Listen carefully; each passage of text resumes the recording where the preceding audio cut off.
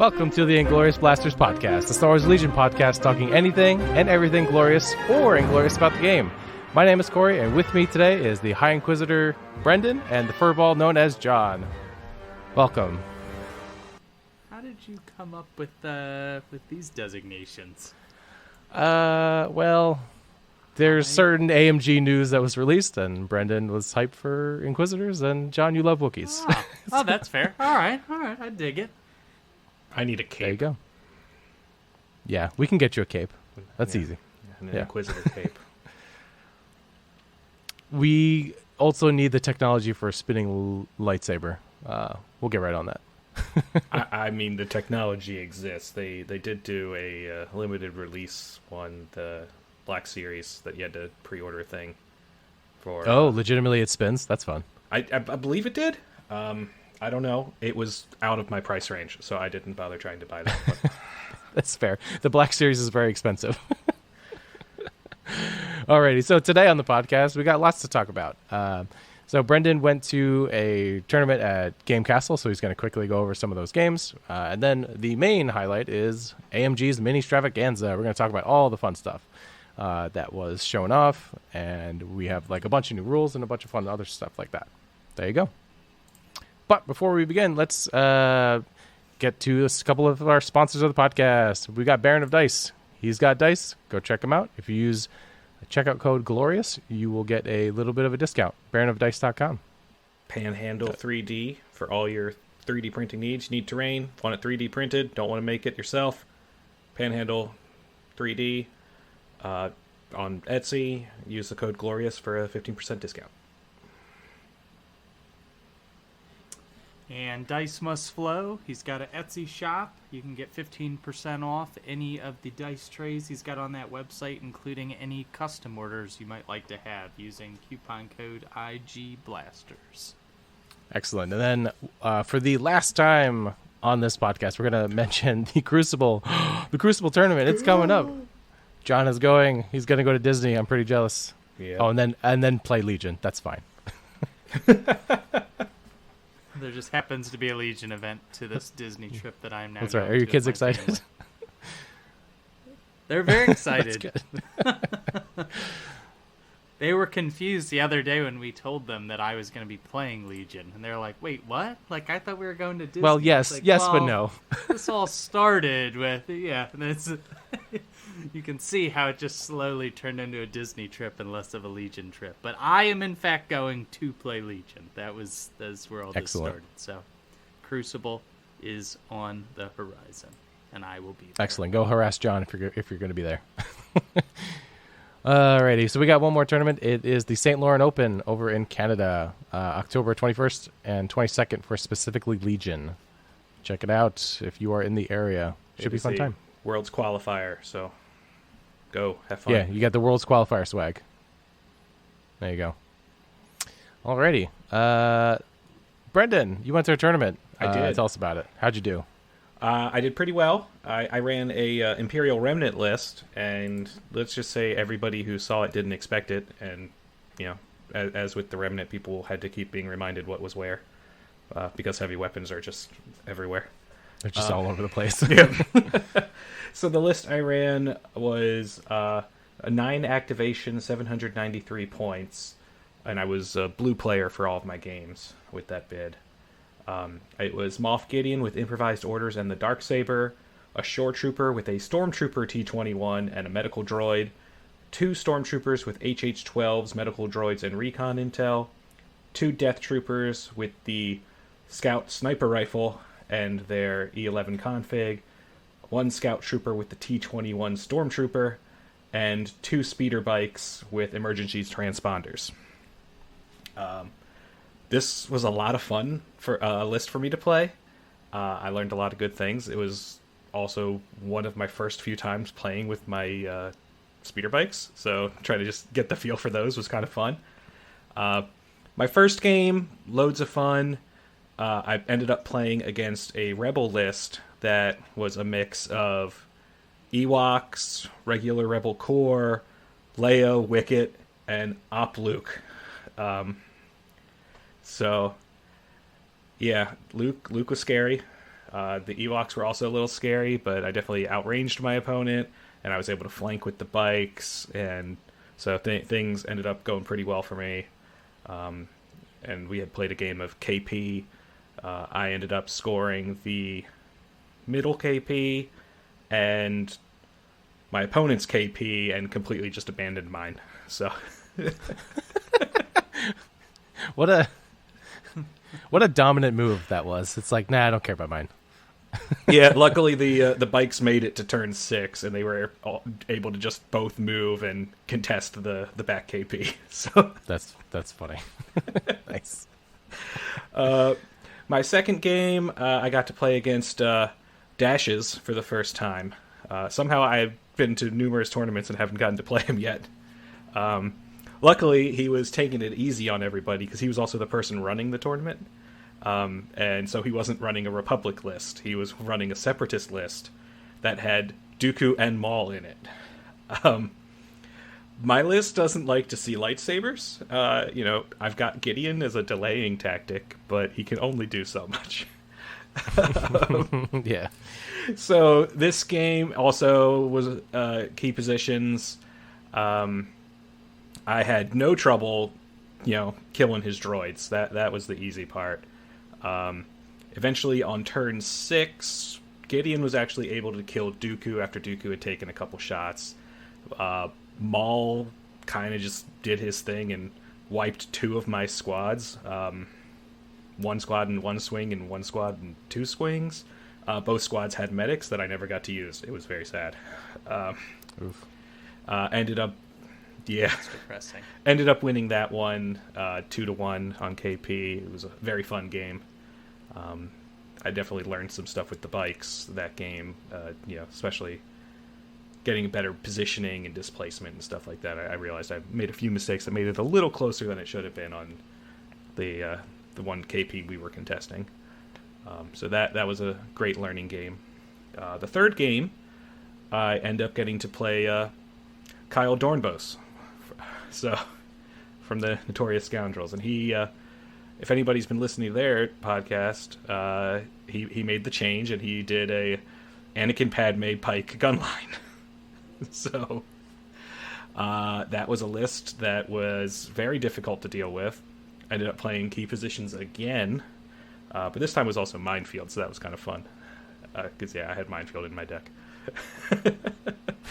But basically, his pikes are impossible to kill, but I was able to 2-shot Padme with the bikes, which was fun. And actually, one of the funniest moments of the game was his Anakin did a saber throw fire support at Gideon. It did 8 hits, pierce 3. Gideon's only got 5 health, and he's not immune pierce for a ranged attack. Gideon survives it with 1 wound. And that was the first action of that turn. So then my entire army just opened up on Anakin and killed Anakin that turn. So that was a lot of fun. However, then I wasn't able to really deal with the pikes, and so Kyle ended up winning that 2-1 on KP. But it was a really fun game. I definitely learned some stuff. I got some issues with this particular list, especially with the Courage 1 core, because Gideon's nowhere near them to provide a Courage bubble. So I definitely like this list. I definitely want to tweak it a little bit to find some other ways, because this is a strong gun line with all the free aims and potentially free dodges if I see the need for those instead. I just need to try and figure out how to mitigate the suppression a little bit. It's crazy how fast the bikes can catch you off guard. I feel like the amount of times that I've played Corey now, because he loves playing speeder bikes, and I'm like, oh, Anakin's safe here, and then the bikes do like a double move or, like a triple move, setting themselves up for like the next turn, and all of a sudden a completely safe spot becomes not so safe, and he's got like 3 or 4 wounds on him. Catches you off guard. So the fact that you were able to hunt Padme down is pretty. Yeah, pretty fun. the saddest part was it was an open shot on Padme with my bike, and I got 5 hits out of the possible 6, and Padme rolled 5 blanks. If I'd only had that one extra one, it could have been really different. So instead, Padme was still able to return fire and finish off one of the bikes because it had already taken some wounds. But it's not often that she takes those shots, but that sharpshooter too really helps her out when she does. Yeah. And, I mean, it was a very fun game because this table wasn't exactly dense, and since we were doing KP, we were also playing battle lines. We basically ended up playing on a 3x3, except for my bikes doing a little bit of flanking. So it was definitely a bit of a slugfest, but it was a good time. Well, nice job, sir. It sounds like it was a pretty stacked event just from some of the names that you were listing off and some of the other people that you had mentioned, at least on our Discord. Yeah. This was that's awesome. Really good event. And congrats to Kyle for getting the invite at this event. The 2 people who made it to the final game, one had an invite, Kyle didn't have an invite, so just Kyle got the invite. So congrats to Kyle. Yep, pass down. Yep. Excellent. Good job, Brendan. Nice job, Brendan. Representing. Someday I'll maybe get an invite. Then it'll be taken from you. Oh boy. But I think Remnant might be what I enjoy for the time being until more goodness that we'll talk about in way too much detail from Ministravaganza. Yes, for sure. Oh man. Well, I mean, without further delay, how about we just get into the Ministravaganza stuff? Sounds like a plan. Let's do it. Let's do it. First, we're just going to go in order of reveals. Spec Ops, it got released. It was in beta, public open beta, and now it's fully released with like full artwork on the command cards and stuff. Looks sweet. I'm excited to try it. I don't know if we'll dive too deep into that in this show, but just wanted to let everyone know it's out. Go have fun. I think we'll talk about it in a future show. I haven't gotten a good chance to look at it all yet. I definitely want to play it before I talk on it too much. I don't want to talk about something I haven't experienced. So, but the art's amazing. Yeah. Oh yeah. The art is pretty sweet. I've pretty much said Spec Ops not really like something that I'm super into. I don't really like the smaller skirmish style games. But when I was flipping through the art, and I'm not usually someone that is that into like the card art, as you guys know, I was like, ooh, this is pretty sweet looking stuff. So that at least piqued my interest. Absolutely. Then we could just go right into the droid battle force then next. Battle force. The experimental droids available now for print and play.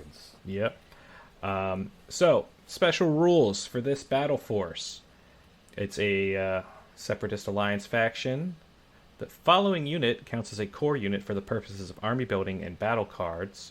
The IG-100 Magna Guard prototype assassin droids. These are a new type of unit. We'll go over that in a minute. They have another special rule. At the start of each activation phase, choose up to one of your commander units. If you do, put 3 surge tokens on that unit's card. Once during its activation, a friendly Special Forces, Corps, or support unit that has the AI keyword may perform a free action to spend a surge token on the chosen commander unit if it is at range 3. If it does, choose one of the following. Increase their speed by 1 during their next move action this turn. Gain 1 aim token or 1 dodge token. Add 1 black die and 1 white die to their attack pool during their next attack action this turn. Or remove up to 2 suppression tokens. That's good. That's real spicy. Yep. Yeah. After you go over all the rules, I could tell you. Yeah. I had a demo game of this against a local, so. Whew, I love it so far. So let's see what we can use this fun new special rule on. So the list allows for Commander the Super Tactical Droid, the T-Series Tactical Droid.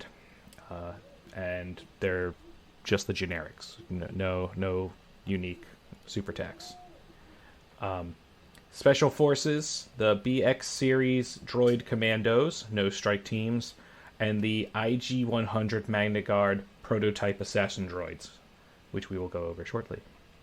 For Core, it's 0 to 2 B1 Battle Droids and 0 to 2 B2 Battle Droids. Support is Droidicas, and the Heavy is the NR-99 Persuader class tank droid Prototype tank droid. So this is also another Battle Force specific unit, just like the IG-100 Magna Guard Prototype Assassin droids. There are no unique upgrades allowed. The rank requirements: each army must include 1 to 2 commanders. Each army may include up to 3 special forces. Core: each army must include 3 to 6. Support may include up to 3, and Heavy may include up to 2 heavy. Alright, our 2 units for this battle force that are unique to this battle force. I'll start with the IG-100 Magna Guard Prototype Assassin Droids. For 60 points, it's a special forces that you count as a core for list building purposes. It's 4 models, droid trooper, 1 health each, 1 courage, rolling red defense dice. Speed 2, weapon is a precision laser dart, which is range 1 to 2, black and a white. In melee, it's the Electrostaff, using a black and a white. They can take a heavy weapon upgrade, a training upgrade, and a grenade upgrade. Keywords are AI dodge move, charge, immune melee pierce, unhindered, and they are special issue experimental droids. Nice. This battle force is sweet because it's just great. I love him. Yeah, but there's also the special Persuader class tank in this force. Oh my goodness. I don't know about this tank. This tank is a bit different from the tank we all know, the regular snail tank. Most of it's the same. It doesn't have surge to hit like the regular one, right? The regular one has surge to hit. Yep. This has Arsenal 3 instead of Arsenal 2. It has a keyword called Command Node. During the command phase, this unit may issue an order to a core trooper at range 1.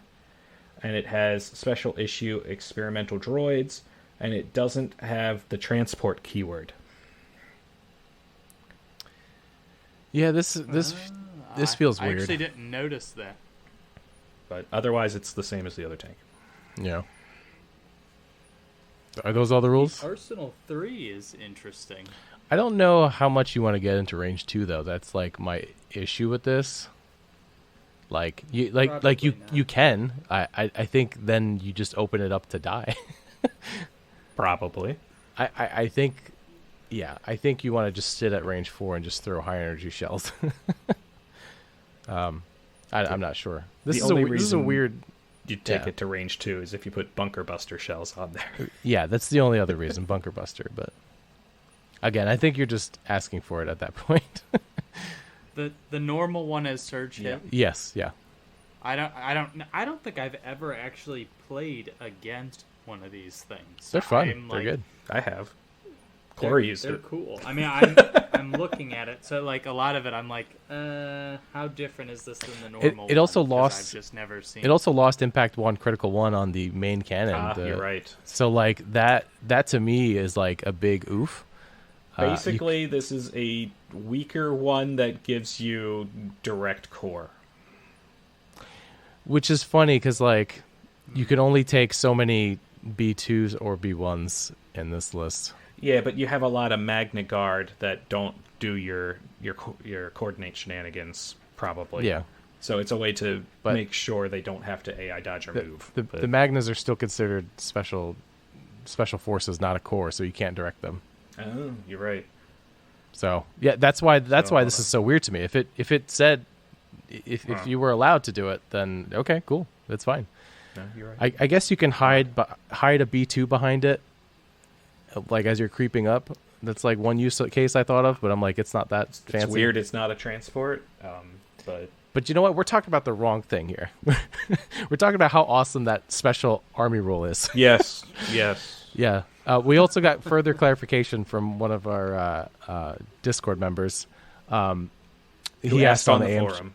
Who asked on the forum, correct, yeah. And if you don't spend those tokens on the on your commander's unit card, you get to keep them. They don't go away like regular green tokens. So you can stack them each round. So in round 2, if you don't spend any, you have 6 available to spend on 6 different units. So that's awesome. Also, yeah. So like I said, I had like a game against Daryl, one of my locals. It was I blew him off the table. Like Droidekas with at least one aim and a at least one aim and a surge token from aggressive tactics was like usually enough to get like at least in the realm of like 7 to 8 almost every time. I usually had 2 to 3 aims though because I had Kalani. And like link targeting array. So I don't think you can take Kalani though. Yeah, you can. He's a super yes, tac but it droid. says no unique. I don't know. You would think it would have spelled out Kalani, but I mean, I think every list builder has any super tac on it. I think. I have to look at a list builder, but I think it's like. Let me look at the unit card itself, because I think it just says. It is the subtext, I guess. It's the subtext, yeah. Okay. So all super tacs are the same, unless just somebody the subtext are just different. Asked out on the rules forum, and they've said otherwise. Oh, they said otherwise? I'm going to check. Gotcha. But adding a black die and a white die to an existing pool is insane. I'm excited to try, instead of Droidekas and BX Commandos next, because they're like their range 3 pool goes from 10 dice to 12 dice. I was doing some like quick math. You can get basically 7 to 9 pretty easy with 2 aims, and then you got lethal 1. If you get another aim on top of that, it's like gravy. And sharpshooter. Yeah, it's so gross. All right. Yeah, so that's gross. crazy. Cool. You can do the forum has confirmed that Kalani and Kraken are legal. So. All right, that's what I thought. We're good. They turn into shooty Wookiees with red saves at most. It's so disgusting. I love it. The special issue Magnas, I'm not sure about. They're weird. You kind of don't even want to put a heavy weapon on it because it's like somewhere in the realm of a fourth to like half their points. It's not great. It doesn't feel good to put like a very expensive upgrade on them. So maybe you just run them naked, to be honest, and just run at the enemy. The fun thing is you could technically run 9 of them. That is the fun thing. Is it 9 or 6? Because they count as core. They count as core, but they're also listed as special forces. They're listed in special forces, but they also count as core for list building. So either you can take 6 or 9, but I don't know. That might require a forum, but I mean, I think they just count building. as core. But okay, either way. so then you can have 6. All right. Yeah. So everybody who already owns 3 Magna Cars needs to get 3 more if they want to go all out. Yeah, just 3 more. I think I'm with you, though. Like, I think I would rather... Because by the time you throw in the rocket, they end up being close to 100 points. I'd rather just have normal Magna Guard and have it be an 8-wound unit versus a 5-wound unit. I'm cool with it being different in this force, but like this is like... It feels weird to put a heavy weapon on this unit. It just feels bad when they die. Let me put it that way. Let's be real. This is the Droideka faction, so... Yes, Droideka and Commando faction, so... Yeah. Hell yeah. Because the commandos being able to increase their speed, or if you just want them to be, sniping, adding some extra dice from range, it's good. Oh yeah, real good. Sweet. Tell us about the Wookiee one. Wookiees! But what about the droid attack on the Wookiees? Because that's clearly what's happening. So the Republic battle force that we now get to play is called the Wookiee Defenders. It's part of the Galactic Republic, and the Wookiee Warriors Noble Fighters, so the melee Wookiees, count as core for army building and battle cards. The army must include at least 3 Wookiee Trooper units. And the first time a miniature in a Wookiee Trooper unit is defeated each round, that unit may make a Speed 1 move. That's really cool. I mean, it sucks that you have to lose a model for that to happen, but that definitely makes it a more calculated risk to have to shoot the melee Wookiees, because they're going to move faster if you shoot them. For the units allowed, Commander is Yoda, Chewbacca, or Wookiee Chieftain. Special Forces is 0 to 1 ARC Troopers, no strike teams, and Wookiee Warriors. Core is 0 to 2 Phase 2 Troopers. Support is 0 to 1 Bark Speeder and the Fluttercraft. And the Heavy is 0 to 1 Infantry Support Platform or 0 to 1 Saber Tank. No unique upgrades. Rank requirements: each army must include 1 to 2 commanders. Each army may include up to 4 special forces. Each army may include 3 to 6, must include 3 to 6 core. Each army may include up to 3 support, and each army may include up to 1 heavy unit. There is one unique unit to this battle force, and that is they have a different Fluttercraft available to them. The main difference is a keyword called Attack Run, and that this Fluttercraft is 2 points more expensive than the regular Fluttercraft. The Attack Run keyword says, at the start of this unit's activation, it may choose to increase or decrease its speed by 1 until the end of its activation. So this thing's normally speed 2. You can choose each turn whether it's going to be 1, 2, or 3. Really keep your opponent guessing. John, as the resident Republic player, thoughts? It's exciting. I think a lot of people for a long time have wanted to play a all Wookiee army, so I think now we have the opportunity to do that and not have to take 3 Phase 1 clone troopers just to fill that minimum requirement from a core trooper standpoint. Now you could just take 3, naked Wookiee troopers and then do whatever you want from that point forward. So it's exciting, and I think there's some cool special rules in there. I think you hit the nail on the head. It doesn't feel good to necessarily have to lose a Wookiee model to activate that free Speed 1 move. But it's cool. Yeah, I mean, I think we were kind of talking about this in our Discord when we saw the rules come out for it, and I definitely think this one's going to be more of a fun battle force from what I've been kind of messing around with from a list building standpoint. Versus competitive, and I think that's perfectly fine.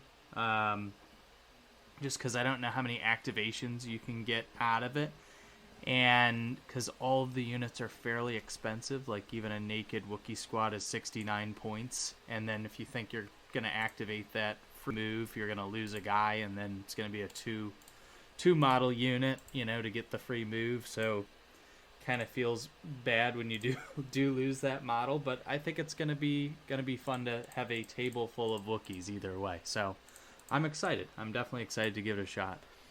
Well, if you don't want to put any upgrades in your army, all right, you can get an army to 792 points. That's 11 activations.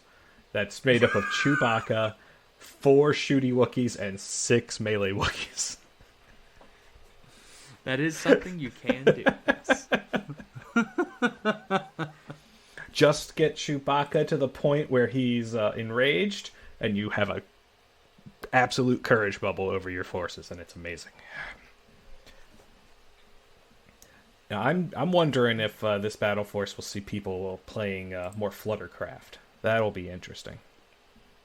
It's possible. The attack run thing is pretty cool. Like, I think you're going to see more of a increase to movement so that you can actually kind of like do little sneak attacks, like get in, get out, and actually utilize that speed 3 move versus going slower, if anything.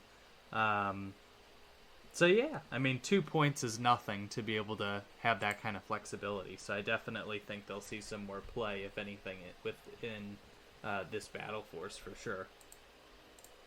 Yeah, I hope to see an increase in Fluttercraft. It might convince me to put my one together and possibly get more. But it definitely seems like a fun idea to run the Fluttercraft, especially since it might be now easier for people to pilot these things because they can choose how fast they want to go each turn rather than knowing they have to go a certain speed each turn. So Yep, for sure. So I think the biggest thing for me is I feel like if they fix some of the things with the scale keyword, that would make me feel a little bit differently about the battle force as a whole.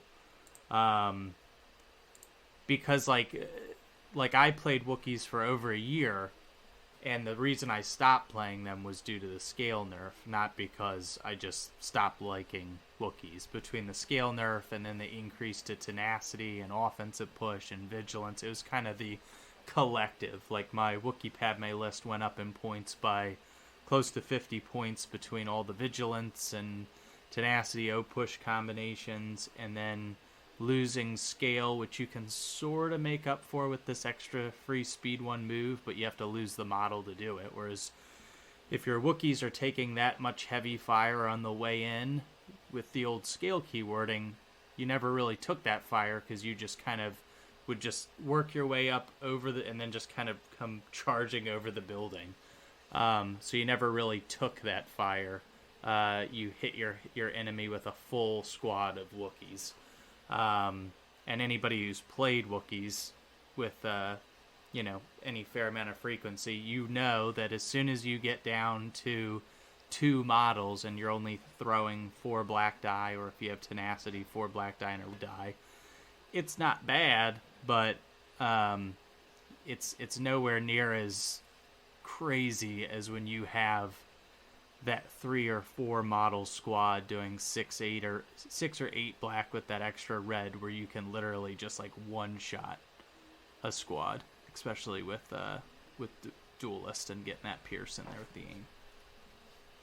yeah, no, good points.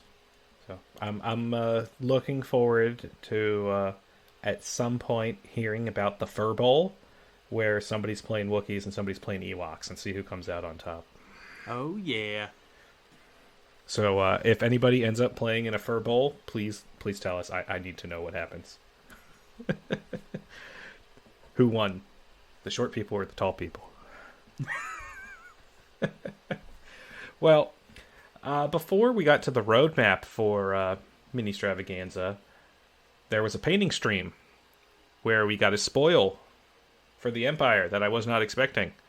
I was expecting to see them painting the Inquisitors, but no. They actually brought out Imperial Range Troopers. I never expected to see anything from Solo make it into Legion. But these are definitely cool-looking troops. No idea what kind of a unit they are yet, other than they are troopers. They basically said in the paint panel, since the paint panel was called Empire's Elite, that they're not core, because they didn't think a core unit would be elite. They could just be messing with us, but that seems to be the gist they were trying to pass along. So the popular theory is that this is another Special Forces unit. So if it is, this is a pretty big squad. They during the roadmap released a the full picture, and it's 7 minis available in the box. So that makes me assume it's the classic 4 minis for the base squad, an extra guy, and then a choice of 2 heavy weapons. Looking at the picture, the heavy weapons look like the T-21. I'm not sure which T-21 this will be. The Stormtrooper one or the Shore Trooper one, or some new weird mix of the two. And then the other special weapon actually looks like a DLT-19 sort of a weapon. So we know nothing about this unit other than it's coming sometime in 2024. But the models look great. and I'm very excited to learn more.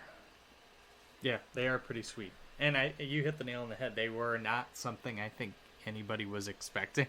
So when I pulled it, I was like, what are these? At first I was obviously not after I glanced at them for more than 30 seconds, but for the first couple seconds I was like, are these commandos? And I was like, no, these aren't commandos. What are these? So yeah, they're pretty sweet looking though. Considering they got all of 4 at most minutes of screen time in solo, the fact that we're getting a unit for these guys is pretty cool. Is that I didn't even know that's where they were from. I was these were the troops on the train during the heist. Ah. With their special boots that didn't let them fall off the train. Oh my gosh. I'll have to go back and watch that. You should. It's a good movie. For a movie where you knew all the main characters were going to be fine, it was a good movie. So, the next day, on Saturday, while I was playing at Game Kastle, they did the Legion roadmap, which they did put on the TV, but I couldn't hear anything, so it was a lot of speculation when they popped things up. So, it wasn't until afterwards I actually got to dig into it a little bit. The first thing they shared was Geonosians. And Geonosian warriors, soldiers of the Hive, which are a full-on separatist core unit, which is great to see. They didn't do a mercenary or something, because these guys are definitely full-on separatists. I mean, they were building the droids. So it's 45 points for 4 units in the base squad, and they are core. They are a trooper. They have 1 health, 1 courage. They have white defense dice that surge. They do not surge on attack. They're speed 2. Their ranged weapon is sonic blasters that are range 1 to 2 with a black and a white. And they have spears for melee. The upgrades they're able to take are a heavy weapon and a personnel upgrade. And they have the following keywords. They've got scale. They have a free jump 3 action, which is really cool. And then they have 2 new keywords we've never seen before. Death from above. When this unit attacks, it ignores cover if this unit's unit leader is overlapping a piece of non-area terrain of greater height than any terrain the defending unit's unit leader is overlapping. So basically, if you're up higher than who you're shooting, you get Sharpshooter 2 or Blast. So that's basically what it comes down to. And then weighed down keyword.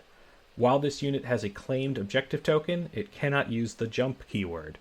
So you have a free jump 3, but the second you have something claimed, that's gone, because it's too heavy for you to jump anymore. Your little spindly arms can't. It's more so their little spindly wings can't support more than their own weight. I guess that's true. They also shared 3 upgrades for the unit. The generic Geonosian warrior you can add for 11 points. The sonic cannon warrior you can add for 25. The weapon is ranged 1 to 2, a red, a black, and a white, and it has scatter and impact 1. And then the force pike warrior, which is a melee weapon that's a red and a black, and suppressive. It does say on the card, when this unit performs a move action, you may flip this card before placing the movement tool. They did spoil that the other side of the card is some kind of overrun attack, but we don't know the details of that overrun attack. So, that's very interesting. That I didn't know. Yeah, they only said it. So, and then the one person who said it got poo-pooed by everyone going, no, you weren't supposed to say that. So,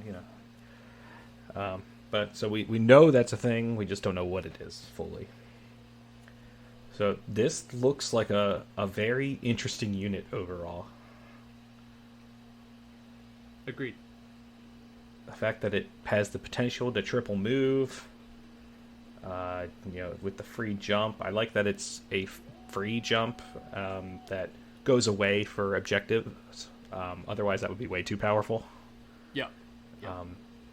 And And the fact that they're, they're not the hardiest thing. They have to get to range 2 to be a real threat. They're just way more mobile, like fleet troopers, kind of. My biggest concern, honestly, when Geonosians were spoiled, like when they said they were coming, was, okay, if these guys are going to end up being core and they have wings, they're probably going to have jump in some capacity. And how quickly will that skew the game for objectives like recover the supplies, when you can have like an entire army that can bounce all around the board grabbing objectives and just taking off with them. Mm-hmm. So to see the weighed down keyword like right there at the end, it like immediately was like, okay, they didn't do that, thank goodness. Yeah. Because that would have been way too much. Huge problem from a balance standpoint. So that I feel like they still capture all of the theme and flavor of like Geonosians and them flying all around and, you know, kind of death from above with ignoring the cover while they're up above you and shooting down from the rooftops. But also if they pick something up and they've got like the little spindly wings, they're not going to be able to just pick it up, take off, and then it's like, well, game over. Yeah. So that feels good. I think they nailed it with these guys, honestly. And Yeah, they look awesome. The models are beautiful. The models are great. So is the artwork for the Geonosians on their upgrade cards. But wait, there's more. They did reveal 2 characters for the Geonosians. Sun Fac, Ruthless Lieutenant, who is an operative for 90 points.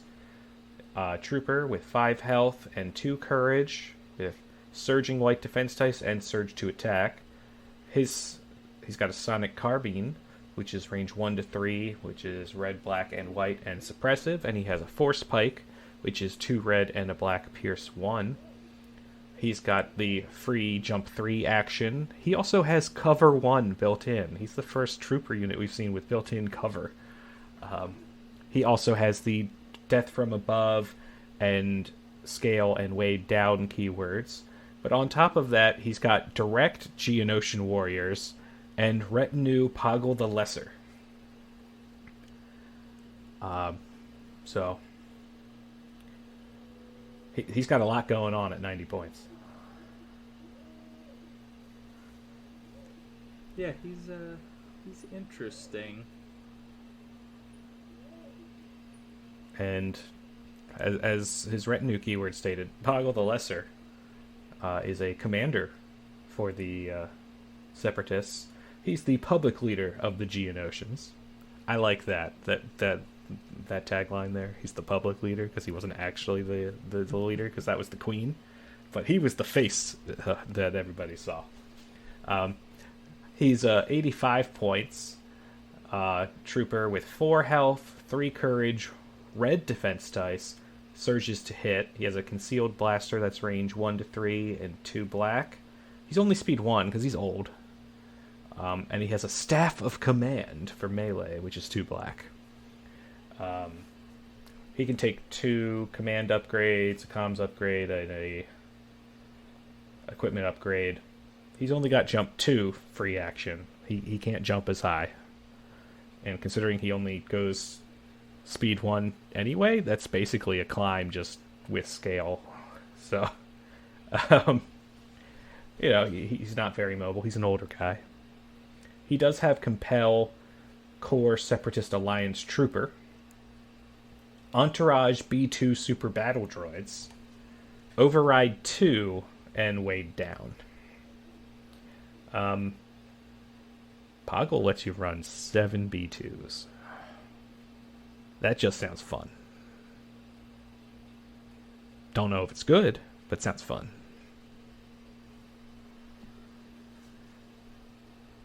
Yeah, they're interesting. So at face value, my initial impression is they're a lot of points for something that seems like you could kill them fairly easily. That would be my only critique. I mean, Poggle seems like a good back of the line commander. Yes. Yeah, Sunfac, I don't know, because he's almost like kitted out to be like a beat stick, but he's not very threatening. So I'm not really sure I understand, like, you know what I mean? Like he's like a support character slash beat stick, but he's not really that great at either. He seems more like a bodyguard for Poggle, since Poggle's not a real threat. You keep Sunfac near Poggle because of the retinue, and he's the guy who's meant to be a speed bump for anybody who's better than him. But the real thing to talk about is the fact that the Separatists now get another Courage 3 commander for half price, because the only other one they have is Dooku, and now they are getting Poggle at 85 points. So that's true. Yeah, that is. That's huge for their droid armies. So even if you don't bring other Geonosians, it's worth it just for Poggle, because that Courage bubble is just going to be so much bigger on your droids. They did reveal 4 command cards. I don't know if these are all of the command cards we will see for these characters, but these are the ones that we got shared with us. 1 for Sunfac and 3 for Poggle the Lesser. Poggle the Lesser, Sunfac's 1 card is a 1-pip called Brutal Enforcer. And it only issues Sunfac. After the issue order step, up to 2 friendly Geonosian warrior units at range 2 of a friendly Sunfac may do a free jump 3. Sunfac gains Agile 1 and Demoralize Run 1 this round. Basically, that means that 2 Geonosians and Sunfac all can technically move 4 times that turn, because they all get another extra jump 3 for free. So that seems good. I don't know if the jump 3 move would count as a move for Sunfac to get Agile 1 on that one. If so, that's amazing. That might be a rule swarm thing to clarify, but seems good. Seems good. Poggle has 3 cards. His 1-pip is Let the Executions Begin. It only orders Poggle the Lesser. During the issue order step, you may issue up to 2 orders to friendly droid troopers units at range 1. During Poggle the Lesser's activation, friendly non-panicked droid trooper units at range 1 of Poggle the Lesser gain fire support, and Poggle the Lesser may make 2 attack actions during his activation.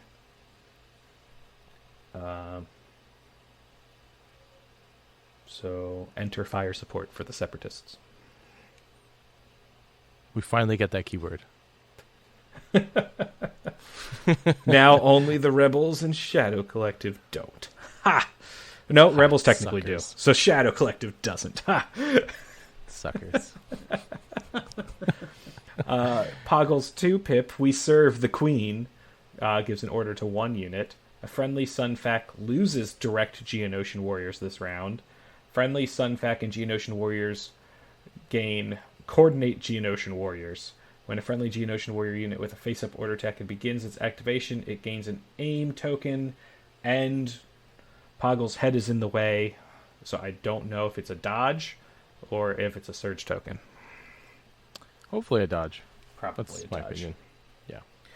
And then Poggle's last card, We Make Weapons, is actually a 4-pip. To my knowledge, this is the only 4-pip other than standing orders. Correct. Yep. It gives orders to 4 droid trooper units. When building a command hand, treat this card as though it has 3 pips. When a core droid trooper unit is issued an order with this card, it may choose to return its order to the order pool. If it does, you may return a defeated miniature to the unit with no wound tokens and remove 1 suppression token. This card seems amazing if you're running 4 B2s, because you can get back 8 wounds with this card.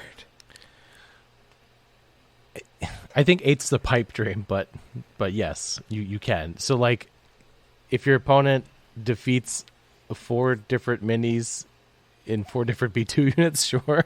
Yeah. Like, Just I just saying. don't see happening knowing this card exists. That's all. I It- think you're it- going to get it disappointed. could happen. Just get, it could. Okay, Minefield is the example. You throw your B2s out there to die, and you know what? Turn 2, you play this card. But the fact that this is a free healing your Yeah, core is great. It's definitely sweet. I'm just saying, like, just don't believe in the pipe dream. Just Oh, you're gonna no. get one mini back. And I'm be just happy saying with that's it. the highest upside available. Right, for sure. But overall, the Geonosians and Sunfek and Poggle, they look a lot of fun. Corey, as our main Separatist player, thoughts on all of this? Bug Boys are gonna be sweet. I'm very excited. I'm glad I have 4 B2s. It seems like the right number right now. I only have 2. I'm excited for the bug objective play, and to see and to just try and go on top of elevated terrain on purpose, and like ignore cover. Like, that is super sweet. So I'm excited for that, and some fire support for Separatists. Should be a good time. I'm excited. Yeah, they're definitely going to be fun. I'm happy I'm working on painting my Separatists right now, so I'll be all prepared when they come out. So I can Nice. have some fun. Depending on how much I like them, I might have to rebase my army. to Geonosian Luckily, theme. all of my my basing for the Separatists has been Geonosis, so Yeah. we're set. Solid. But the next thing that they spoiled is the thing that I wasn't at all excited about. I haven't been You liar. talking about this for You liar. months. Yeah. Inquisitors. Yes, please. They're here. My biggest complaint is they're not coming out before PAX. They will be out sometime in 2024. Man, excited and happy, and then just like you just hate it at the same time. No, I'm very excited. All right, I know. So, they 2 Inquisitors. For now, I'm assuming we'll get more in the future at some point. If we don't get the Grand Inquisitor, I riot. But so we've got the 5th brother, the Kill is Mine, who's 105 points, operative with 1 model. He's a trooper with 6 health, 2 courage, red defense dice, surge to hit. He can take 2 training upgrades and 1 force upgrade. Speed 2. He's got 2 weapons. He's got a spinning lightsaber for melee, which is 5 black, with ram 2, impact 2, pierce 1. And he's got the throne spinning lightsaber, which is range 1 to 2, 3 black, with impact 2 and pierce 1.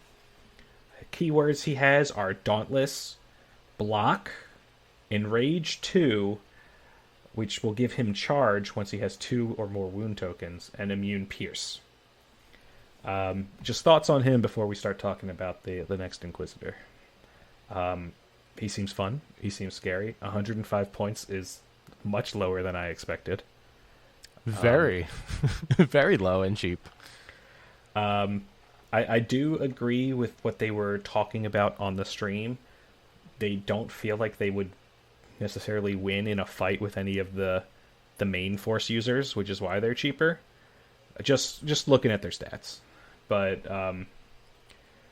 they all, and I say this for as much as I love them, they feel too cheap. Yes, I will take full advantage of how cheap they are when they come out. as But- everyone else should. But This is disgusting. there's only one way that will make me feel better about this price point, is if the other force users get a price cut. Yeah. Right. I agree with that. If you're picking a design direction, like there's no way in hell Commander Luke should cost more than these fools. No, that needs to change. Yeah. But then we've also got Seventh Sister. She is 110 points, so she's 5 more points than the 5th brother. She's also an operative. She has only 5 health, so 1 less than the 5th brother, but she has 3 courage, which is more than the 5th brother. Otherwise, she also surges to hit. She doesn't surge to defense. She's speed 2. She's got the same throwing, spinning lightsaber. her spinning lightsaber doesn't have the Ram 2 that the Fifth Brothers does. And then her keywords, she has Jump 1. Finally, a jump lightsaber in the Empire. So excited. She has a keyword called Associate Fifth Brother, which basically means if you take both of them, they count as only one of your operative requirements, limits, so you can take a third operative, basically. She has Block, Charge, Disciplined 1, and Immune Pierce, and a keyword that's new called Interrogate. While this unit is at range 1 of an enemy unit, treat that unit's command cards as having one more pip. That seems really cool. You definitely want her to be at range 1 of people who have command cards, because now their command cards are less good. Yeah. I think the way you want to play these two is Fifth Brother, you want to get him wounded as quick as possible and just start beating stuff up. And then Seventh Sister, you just want to literally probably just move in and take a standby just to be annoying. Just push a bunch of stuff in so you can get an interrogate off. And then we'll talk about the other upgrade card soon, but that's the other use for her, right? Just be annoying with that other upgrade card. Both of these are very annoying characters. I love how they're so similar and so different.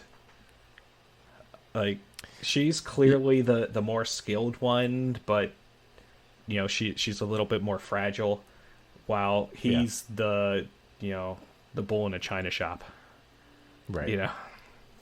There's only one thing missing on both of these, and there's no hover. that is a really big missed design. It's a big miss. Come on, AMG. Where's the thematicness? I'm just playing. Yeah, no. So there are 5 command cards across each of them, but we'll go to the unique upgrade first. Yes, please. Inquisitorious Training, which is only for Fifth Brother or Seventh Sister. It's a training upgrade that costs 5 points. The unit gains Demoralize 1. When a unit at range 1 exhausts a force upgrade, you may roll a red defense die. On a block or a surge result, cancel the effect.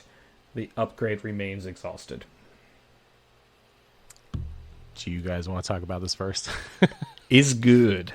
Is real good. Yeah. Yeah, if you're not putting this on your Inquisitors, you're playing them wrong. You're doing something wrong. You're doing something very wrong. Yeah. It's only 5 points. It's Fear plus. That's what this is. This should cost at least 10. Yes. Force Push costs 10. This should cost at least 10. Yeah. Force Push should go down 5 with this existing. I mean, you have or that, or either way, or that. Yeah. It's a 2 out of 3 chance that you're gonna stop Force Push. I mean, really, any of the seems ridiculous. Let me put it. It only stops any of the cards you tap. It doesn't stop any of the ones with an X on it. So Burst of Speed is still a thing. So Force Push is going to be the main thing you're stopping, really. Yeah. But here's my main issue with this card. It's a feels bad moment on either side when the effect goes off. So when you roll that red die and you nail it, you basically tell them no, you can't have fun. You turn off their Force Push. When you roll and it's a blank, you feel bad because now they get to do the fun thing. That's my main issue with this. It feels bad on both sides of the table.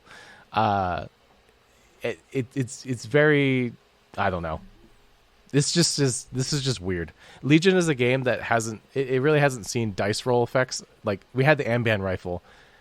That was okay. It was like 1 wound. It's like, sure, whatever. This is like, yeah, I'm turning off your fun ability, but on a die roll. Legion's very deterministic and positional based. So to add a die roll into something is weird. It just feels weird. Let me just put it that way. But Demoralize 1. Yeah, I'm right. That's the best part of the card. Sure. Pair it with Fear. Demoralize 2. Yeah. My problem saying. is that it's just stacked on top of everything, right? Oh, yeah, no, they're cheap Force Push And then you also get to potentially turn off someone else's force push. If you give them force push. I mean, at least one of them I think should have force push. I don't. What would you put on the other one then? Burst of speed.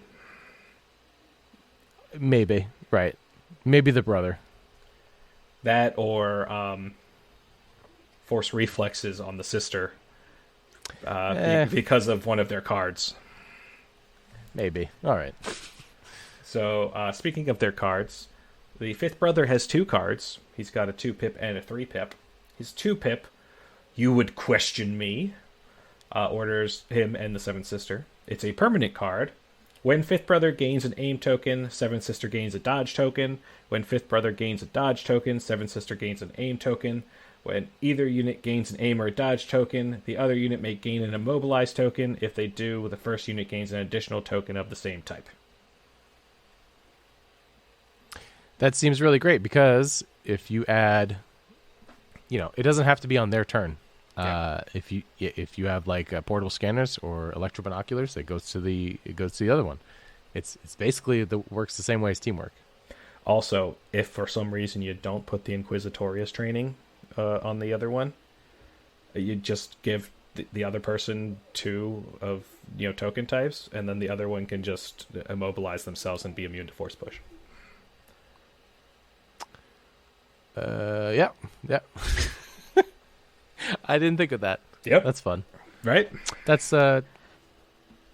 Yep. Let's just put it that way. Sure. That's fun. I don't know if it's good, but it's a strategy. I don't know if that's good, but it's something you could do. Yep.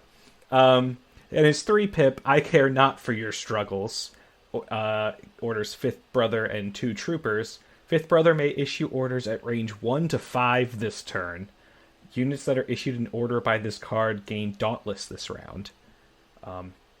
Range 1 to 5. That's crazy. I can't think of anything else that goes that far. This is a decent card if you don't have any other 3-pips to play. This is fine. Yeah. Yeah. Dauntless is also pretty useful. Right, yeah. I'm not saying it's not. I'm just saying, especially if you're running a melee-focused list. I think if these are your only characters, that's fine. If you have, another character, let's say Boba Fett, his 3-pips are pretty good. Mm-hmm. So, anyways, yeah.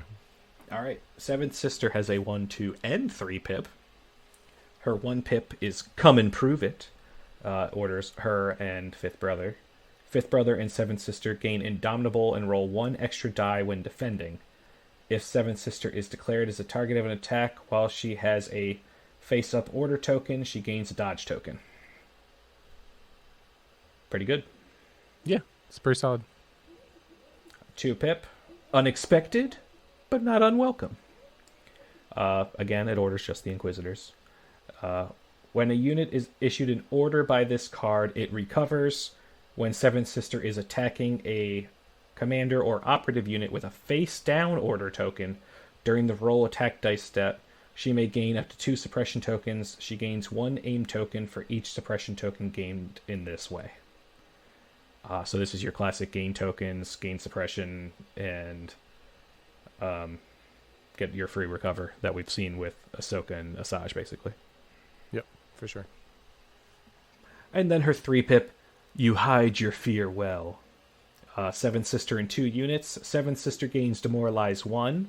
While enemy units at range 1 of seventh sister are suppressed, they roll 1 fewer die when spending aim tokens. That seems pretty good. Yeah. Yeah, not bad. I will I will wait until they're on the table to make some final judgments, but I'm coming in hot with these takes. This seems way too good. Yeah. She could be Demoralized 3 for a turn. Brendan's living the dream. I'm living the dream. Fear's making a comeback. Fear's so you're gonna have Vader plus these 2. If I demoralized 5 in one turn. Personally, this card seems great if you can do it after Master of Evil. If you end the turn with Master of Evil, everything's got suppression, and then start the next turn with that card. Oh, that would be terrible. That's when people Yeah. start flipping tables. I'm out of here. Yeah.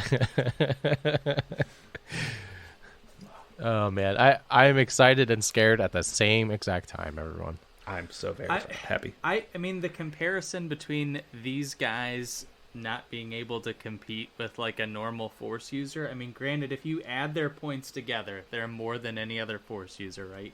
But you're also, I mean, at the end of the day, they're immune pierced, just like any other Force user. So if you're teaming up on another Force user and you're rolling, 10 black die to their 5 or 6, assortment of die, even if it's red, and you have 11 wounds to their 6 wounds, like, they're going to win every time. I agree with that for 100%. Also, I would like to remind everyone, they have block in melee. So I know they don't have to. I think both of them do not have deflect. They don't have deflect. Yeah. So when they said that on stream, I kind of laughed. I was like, "What do you mean they have block, and they have a way to earn dodges like with the permanent pip, right? So like when one gets a dodge, the other one gets a dodge. Like you're gonna be able to do some crazy, not crazy, but you're gonna be able to do some defensive shenanigans in melee. Mm-hmm. You just have to watch out for the other Force users' force push, but. Oh no, you're actually not scared of it because of your Inquisitus training. I could blabber on more about this, but I'll see it on the tabletop. I'm so happy. Everyone should play this. This just seems dumb. I mean, dumb in a good way. Not everybody should play this because that would be boring, especially when we don't have stats. But the Republic is getting clone commandos. Woohoo! Yes! The people have been pining for them, and they are coming. John's been clamoring for some commandos. I have. For like the longest time. He's like, do you think commandos is now? Do you think commandos is now? Let's just say I was right. I said the paint stream was going to be commandos. It was commandos. It was commandos. I did it. I was wrong on the other paint stream, but I was right on this one. First. That was like when I first glanced down, I was like, commandos? No. What the hell are these? Nope. Everyone had to look that up. I didn't. Oh, it's from Solo. Okay. Well, Brendan, you're an encyclopedia of Star Wars, okay? Uh-huh. You have the medal to prove it, and I should give you my medal. You should have the 2 medals from the trivia night, okay? You guys got to up your game. Well, these commandos. I don't gotta. If you're on my team, that's kind of my philosophy. I don't have to know the information. I just have to know the person who knows the information. It's called networking. These commandos look amazing. Amazing. They're I'm pretty excited. Yeah, and they also confirmed that one of the options will be Delta Squad from the Republic Commando game. Yeah, so. I was gonna say from the game, right? That's sweet. So very exciting. Sometime in 2024. So. Yep, that's all we know. Looks cool. Next up, Crab Droid. Grab people. Grab people. He looks pretty cool too. Like that little crab droid. Yeah. Where was this crab scene? I'm struggling. I keep forgetting to look it up. The crab? Wasn't it on, where we saw it? Kashyyyk? Weren't they like kind of crawling up on the beach?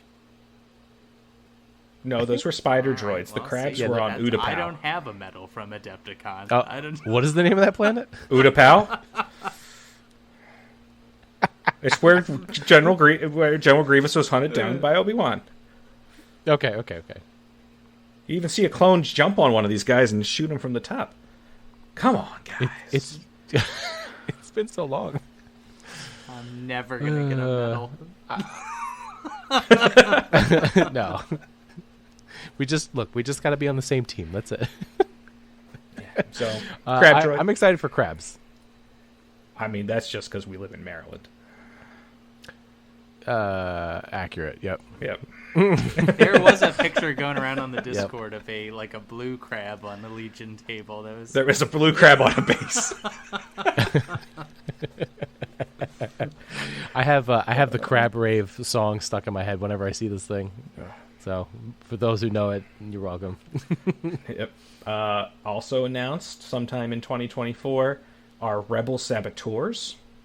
The inspiration was apparently just your average person fighting against the Empire. They talked about how Andor inspired them for this unit. Cool things. This unit looks like it's going to have a R5 of some kind, and a Lothcat you can put on the base with the people. So, looks fun. Yeah, very cool. And then sometime in 2025, old stuff's getting reprinted in hard plastic. So we're getting new sculpts of Rebel Troopers, Stormtroopers, Operative Luke, Leia, Commander Vader. So they just had renders, no actual models for us to look at yet, but they are some good-looking models. Especially the Rebels with all the different alien heads available. All the Twi'leks, yes, finally. Oh my god, I 3D printed a bunch of Twi'leks, right, for my Rebel army, because you want the alien heads, right? The aliens are cool. Yeah, because it looks... So now in hard plastic official, I'm excited. From the picture they showed, Twi'leks are available, Duros, Mon Cala, humans, so... Yep, oh yeah, looks sweet. All sorts. Color me excited. And then the Leia sculpt actually looks like phenomenal. Leia. It actually looks like Leia. That's her on Endor. Yeah, and looks sweet. It looks much better than the existing model. Oh yeah, and the Luke one's great because it definitely looks like Mark Hamill. It actually looks like a trophy. It looks like a little mini Luke trophy. It does. But yeah, that was all. I'm excited. All the fun from Ministravaganza. I'm very excited for the Inquisitors, obviously, but I'm also really curious about the Commandos and the Range Troopers. And everyone is wondering where is want to Bad know more. Batch. I will say it. Where is the Bad Batch? They gotta leave you wanting, all right? We know they're coming. They just didn't want to say anything else. I'm assuming they'll get spoiled at Adepticon next year, especially since that will be closer to when Season 3 of The Bad Batch will drop. So. Oh, yeah. The timing on that one's probably right. So there you go. They took them away from me. Like Bad my Batch World's Season 3 Invite. is still happening.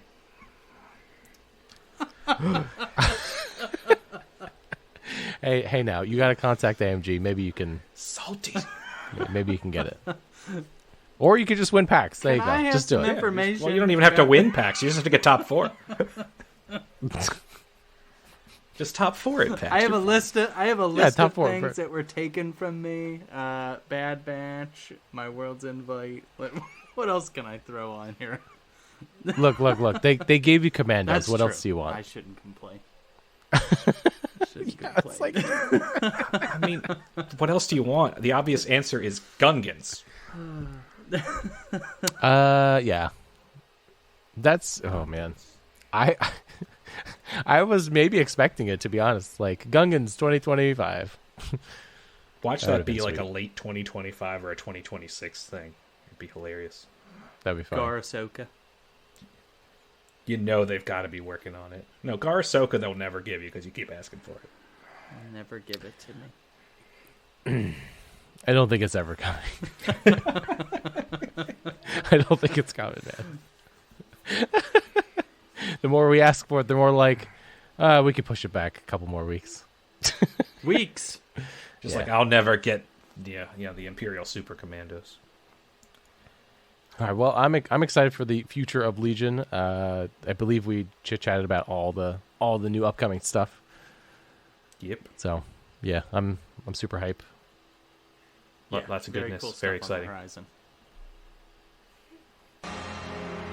Alrighty, gentlemen. I think we've rambled on enough, so I think we can close this show out.